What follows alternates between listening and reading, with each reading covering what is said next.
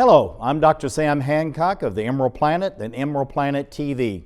We come to you on a week-to-week basis from Washington, D.C. in the United States as we look around the globe in 144 different nations, looking for those 1,000 best practices, the technology, services, and products that are making a difference as we move through the 21st century. And as we have a planet of 9 billion people by 2038 and possibly 12 to 13 billion by the end of this century, how are we going to be able to take care of all these people on planet Earth? And that's what Emerald Planet's all about. We come to you looking at the solutions, the best practices from around the globe as we create the Emerald Planet. Hello, welcome to the Emerald Planet. We're making a difference as we move through the 21st century. And seeing the long-term impacts of climate change.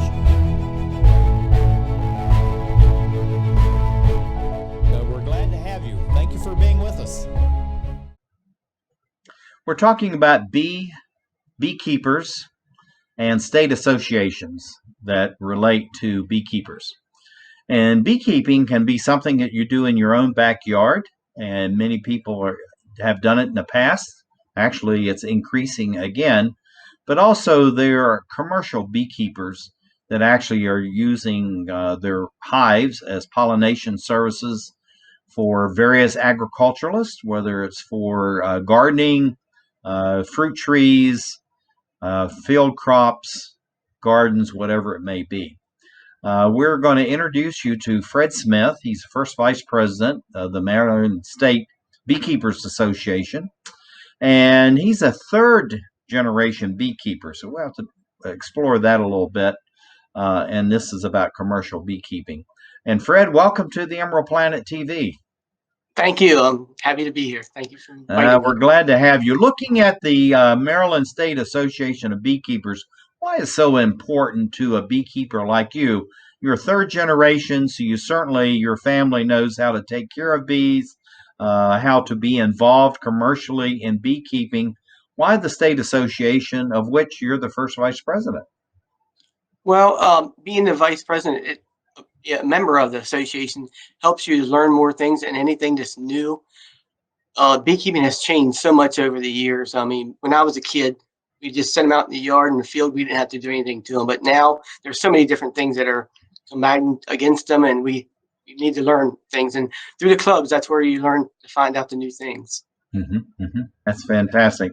Now, looking at this scene here, we have a number, I guess these are possibly new beekeepers or people that are being introduced to it. We have a very handsome person in the middle with the beekeeping helmet and mask on. Why is it so important to have new people coming into beekeeping, even if they're doing it in their backyard, and possibly in the future would become, like you, commercial beekeepers? Well, there's always we always want new people to start up beekeeping and learn the proper way. And becoming a member of the club, your local club or the state club, you can learn more from things like that and how to handle the hives and what to do with them and how to keep them alive. Now, this is a very diverse group that we're looking at here from different backgrounds, looks like different nationalities, male, female. Why do you think there's so many people interested in beekeeping these days? Well, it's something that everybody's hearing about the bees, how they're dying off, and we're losing so many of them in the wild, that everybody wants to help out and start beekeeping and get a hive and start helping out with everything. Yeah, I think that's absolutely fantastic. What's going on here? What are we looking at, and what's the discussion? Well, they wanted to see what the queen looked like, and so I was taking them and looking in the hives and showing them how to find the queen and what kind of condition the hive was in by looking at the frames and the brood and the bees. Now, I don't see the traditional beekeeping uniform and outfit on, or the helmet. So you must be very comfortable with these bees, and they're comfortable with you. Yes, you learn our hives in the yards. You learn which yards are good and which yards are mean. So we know which ones are that you can. I can work. Sometimes it gets so hot, take my shirt off, but sometimes you have to guard up really good. So it depends on the day and the condition, the weather, and everything like that. I see. So it's a great diversity as far as what you're doing. Now, looking Yes. at your truck and how it's outfitted, you have all these hives in the back. What Mhm. are you going off to do with so many hives and a truck that looks like it's actually made for transporting beehives? Well, yeah, we get it specially made for that and put the net on it to keep them in. Um, we only move the bees at night, and this is we're taking them into a watermelon field in Delaware. We do a lot of rental for watermelons and cantaloupes and things like that, and on the Eastern Shore. And that's where we were at, getting ready to unload that truck. Hmm. Now, we understand that bees are so precious and there's such a demand that actually people are really going out at night and actually stealing beehives. And Yeah. how do you protect yourself so that people do not have a chance to take these and remove your own property? Well, we've had to set up webcams at a lot of our yards. Whenever we rent them out down the Eastern Shore, the people that rent them from us, we they guarantee that they'll take care of them and make sure that nothing's happened to them. And if something does happen to them, they will compensate us for that. Hmm. Hmm. We've had several this past year stolen right here in the local Hagerstown area. That's just amazing me as somebody go out and grab a hold of a beehive and want to take it Yeah, away. So it may mean that these are actually professional beekeepers that are doing this. right. But looking at this old bus, why use a bus for the beehive? That's that's something that doesn't happen very often. We use a single hive, and it's an old bus, and it's an orchard in West Virginia where we have problems with bears. So the orchard just got this old bus that they transport the workers back and forth in, and we put a hive in each window, and that's how we keep them away from the bears in the springtime. Hmm, that's just amazing. Now, looking at you're out in the fields, look like you're offloading. Tell us what the dynamic of this is, and how do you keep the bees quiet so that actually you can move them off the truck where they need to be and not upset the bees, not destroy Right. the hive or honey, and certainly not to get stung yourself.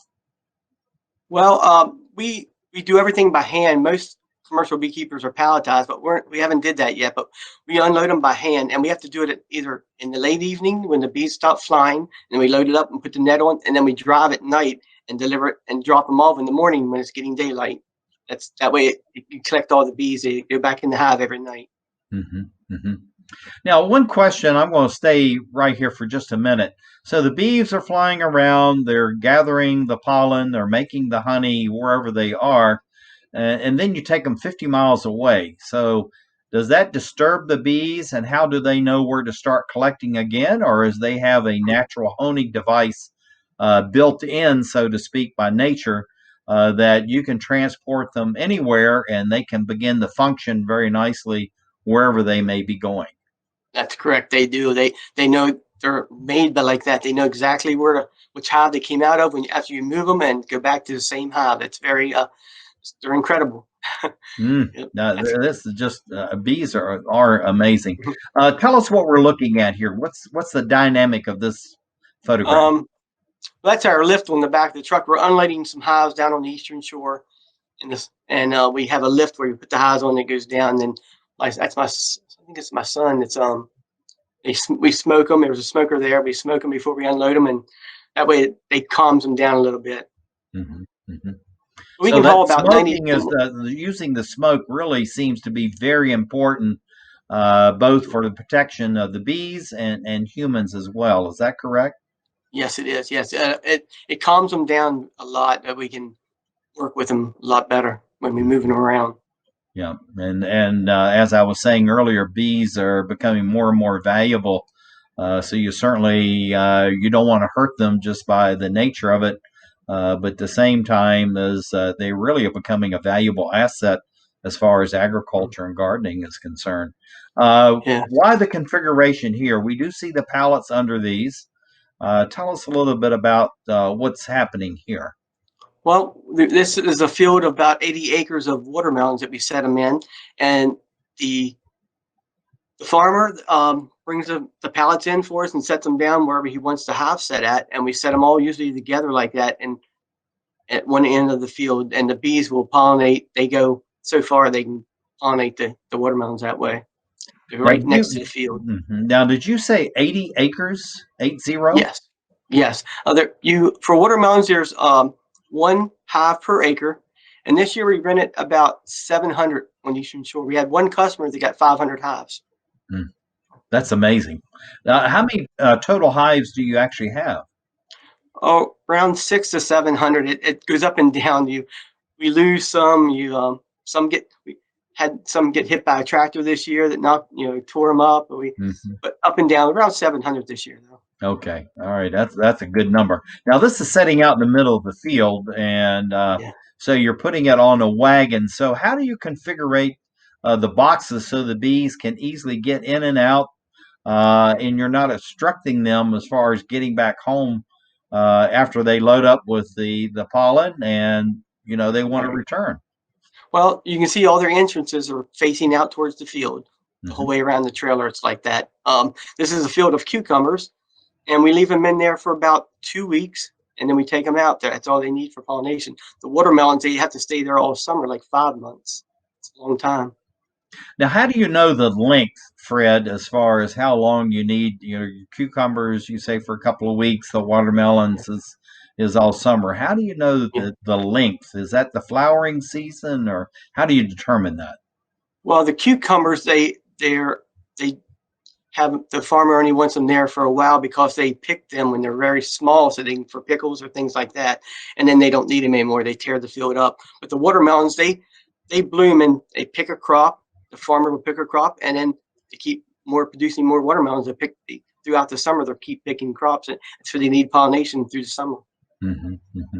So you can contract these hives then for a very short period of time, or again, like for a whole growing season. Then Season, yeah, I yes. see. Yeah. Now this is an amazing photograph. What are the plants that they're pollinating? And this is an incredible number of hives. Yes, that's a field of blueberries up in New Jersey. We take them there in New Jersey. Mhm. You set them right on the ground, and then they stay there a few weeks, about 3 weeks in the blueberries, and we get them out of there. But it's a big field right there, so we need a lot of hives. Yeah, this is just amazing, and it's amazing that you actually can manage that number of hives. Now, this is setting out in water. It was so interesting to have these hives, standing in water. Is this a bad rain event, or is Yeah, there purpose to yeah. this? That's a bad rain event down on the Eastern Shore. These are sitting there for cantaloupes and watermelon also, and the farmer set them at the wrong place, so some of them even drowned. We lost some of those hives there, and it was very hard getting them out of there. Hmm. Yeah, it was a bad rainy season in the spring.